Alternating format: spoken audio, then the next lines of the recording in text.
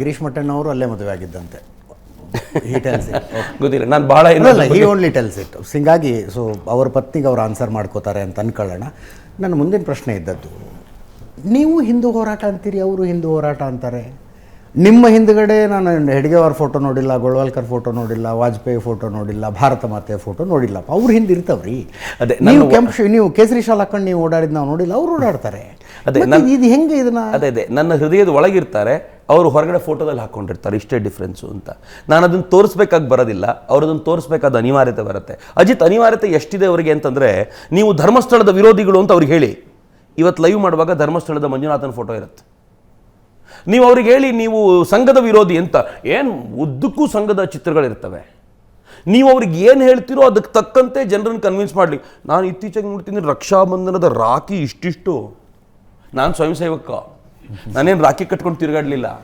ಆದರೆ ಇಷ್ಟಿಷ್ಟು ರಕ್ಷಾಬಂಧನದ ರಾಖಿ ಕಟ್ಕೊಂಡು ಪದೇ ಪದೇ ಅದನ್ನು ತೋರಿಸ್ತಾ ಮಾಡೋದು ಏನಕ್ಕೆ ಅಂತಂದರೆ, ಅವ್ರಿಗೇನು ತೊಂದರೆ ಅಲ್ಲ, ಯಾರೋ ಒಬ್ಬ ಸ್ವಯಂ ಸೇವಕ ಗೊತ್ತಿಲ್ಲದೆ ಇದನ್ನು ನಂಬಿಟ್ಟಿರ್ತಾನಲ್ಲ, ಅವನಿಗೊಂದು ವಿಶ್ವಾಸ ತುಂಬಕ್ಕೆ ನಾನು ಸ್ವಯಂ ಸೇವಕನೇ, ನಾನು ಹಿಂಗೆ ಮಾಡ್ಲಿಕ್ಕೆ ಹೊರಟಿದ್ದೀನಿ. ಒಂದು ಕಾಲದಲ್ಲಿ ನಾನು ಜಾಗರಣ ವೇದಿಕೆಯಲ್ಲಿದ್ದೆ ಅಂತ ಹೇಳೋದು. ಜಾಗರಣ ವೇದಿಕೆ ಯಾವತ್ತೂ ಹೇಳ್ಕೊಂಡಿಲ್ಲ ನಮ್ಮಲ್ಲಿದ್ದ ಅಂತ, ಆದರೆ ಪದೇ ಪದೇ ಹೇಳ್ಕೊಳ್ಳೋದು.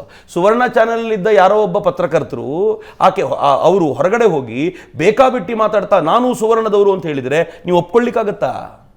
ಎಲ್ಲಿವರೆಗೂ ನಿಮ್ಮ ಸ್ಟ್ರಕ್ಚರಲ್ಲಿ ಇರ್ತಾರೋ ಅಲ್ಲಿವರೆಗೂ ನಿಮ್ಮವರು. ಹೊರಗೋಗಿ ವಿರೋಧ ಮಾಡ್ತಾ ನಿಂತರೆ ನಿಮ್ಮವ್ರು ಹೆಂಗೆ?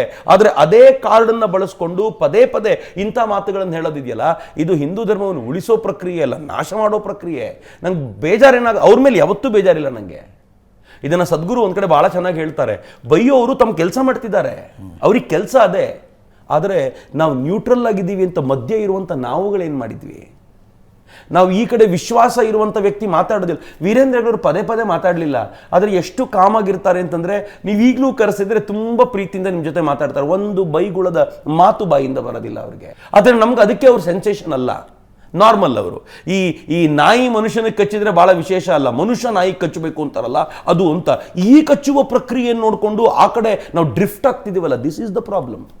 ಸೊ ನಮ್ಮ ಜನ ಆ ದಿಕ್ಕಲ್ಲಿ ತಯಾರಾಗುವವರೆಗೂ ನನಗನ್ಸುತ್ತೆ ಈ ಪ್ರಾಬ್ಲಮ್ನ ಸಾಲ್ವ್ ಮಾಡೋದು ಭಾಳ ಕಷ್ಟ.